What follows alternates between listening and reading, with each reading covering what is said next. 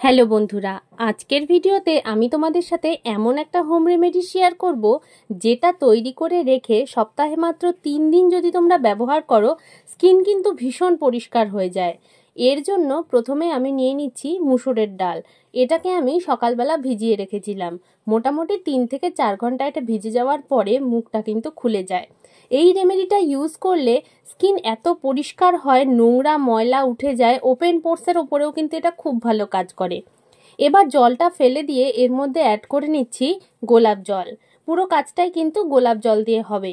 গোলাপ জলের মধ্যে মোটামুটি 5 থেকে 10 মিনিট মুসুরের ডালটা এই গোলাপ জলের মধ্যে ভালো মতো করে ভিজিয়ে রেখেছি। এবার আমি একটা গ্রেটারের মধ্যে এটাকে গ্রেট করে নিয়ে ভালো মতো একদম কিন্তু পেস্ট হয়ে গেছে, কোনো দানা নেই, একটা বাটির মধ্যে নিয়ে রেখে দিলাম। এটা কিন্তু একটা ক্রিমের মতো কনসিস্টেন্সি হয়েছে, কিন্তু এতটা থিক ক্রিমও কিন্তু আমাদের প্রয়োজন নেই। এটাকেও ভালো মতো করে প্রসেস করতে হবে।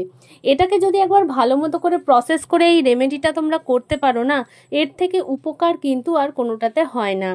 এবার আমি আরেকটা বাউল নিয়ে একটা স্ট্রেনার নিয়ে ওই ঠিক কনসিস্টেন্সির যে পেস্টটা এর মধ্যে ঢেলে দিচ্ছি। এবার ওপর থেকে একটা চামচ দিয়ে ঠেসে ঠেসে ভালো করে নিচে কিন্তু এর যে এক্সট্র্যাক্টেড মুসুরের ডালের যে জলটা সেটা নিয়ে নিচ্ছি। এর মধ্যে মুসুরের ডাল প্লাস রোজ ওয়াটার এই দুটোর মিক্সচার আছে। এত ভালো কম্বিনেশনের একটা ক্লিনজার, যখন এটা ইউজ করব তখন তোমরা দেখতে পাবে কিভাবে ক্লিন করছে আমাদের ফেস।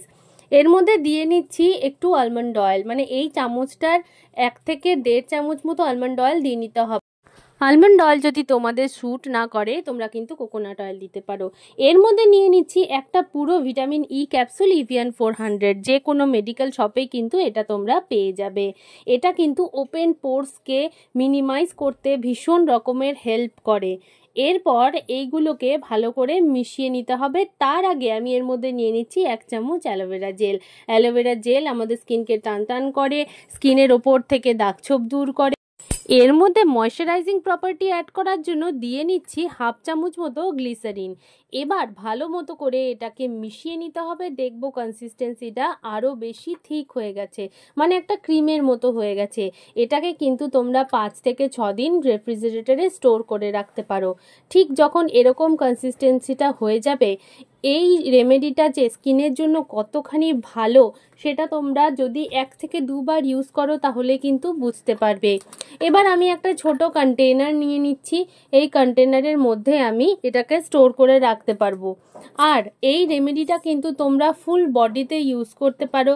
এর মধ্যে একটুখানি তোমরা কস্তুরি হলুদ বা রান্নার হলুদও ব্যবহার করতে পারো ব্রাইটনেসের জন্য। এই রেমেডিটা একবার ব্যবহার করলে তোমরা নিজেরাই বুঝতে পারবে যে কত ভালো করে এটা কিন্তু ফেসকে পরিষ্কার করে, ফুল বডিকে পরিষ্কার করে। এটাকে স্কিনের ওপর রাব করতে করতেই স্কিনের ওপর থেকে ডেড স্কিন সেলের লেয়ারগুলো উঠে যাবে। এই দেখো কিভাবে হাতের ময়লাগুলো উঠে গেল। সাবানই কিন্তু এত ভালো পরিষ্কার হয় না যতটা কিনা এই রেমেডিটা ইউজ করলে পরিষ্কার হবে, আর স্কিনটা কিন্তু একদম উজ্জ্বল রেডিশ হয়ে যাবে। চলো প্রথমে এবার আমি এটাকে মুখে ব্যবহার করে নিই। হাতে তোমাদের দেখিয়ে দিলাম। আমি একটা তুলোর সাহায্যে এটার মধ্যে ডিপ করে পুরো মুখে এটা ব্যবহার করব। তোমরা কিন্তু গলায়, ঘাড়ে, ডার্ক আন্ডারআর্মসে, হাতে, পায়ে, পিঠে, সারা বডিতে এটা ব্যবহার করতে পারো। এটা কিন্তু যে কোনো স্কিন টাইপ ব্যবহার করতে পারবে, 13 বছরের উপরে যে কেউ ব্যবহার করতে পারবে, মেল ফিমেল বোথ কিন্তু এটা ব্যবহার করতে পারো। এবার হাত দিয়ে ভালো মতো করে এটাকে রাব করতে করতেই কিন্তু মুখের ওপর থেকে ডেড স্কিন সেলের লেয়ারগুলো উঠে যাবে, মানে ময়লাগুলোও কিন্তু তার সাথে উঠে আসবে।